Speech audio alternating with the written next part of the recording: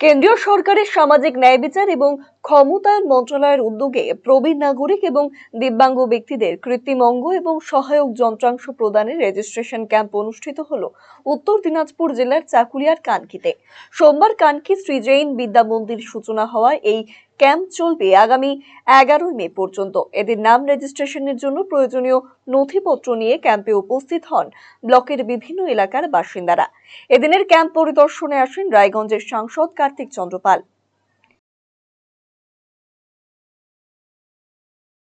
নমস্কার। ভারত সরকারের সামাজিক ন্যায় প্রকল্প মন্ত্রণালয়ের অধীন আজকে আমাদের যে দিব্যাঙ্গদের জন্য ক্যাম্প, স্ক্রিনিং ক্যাম্প এবং তার সাথে 60 ঊর্ধ্ব প্রবীণ নাগরিক যারা রয়েছেন তাদের জন্য ক্যাম্প। আপনারা সবাই জানেন আমাদের যশস্বী প্রধানমন্ত্রী নরেন্দ্র মোদীজির লক্ষ্য সবকা সাথ সবকা বিকাশ।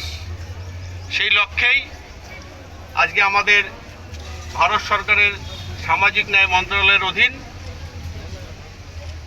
অ্যালিমকো যে সংস্থা রয়েছে তাদের উদ্যোগে এবং আমাদের লোকাল যারা রয়েছেন তাদের উদ্যোগে এই ক্যাম্পে যেমন ডাক্তারবাবু এসছেন স্ক্রিনিং করবেন, তার সাথে সাথে তাদেরও লোকজন রয়েছেন।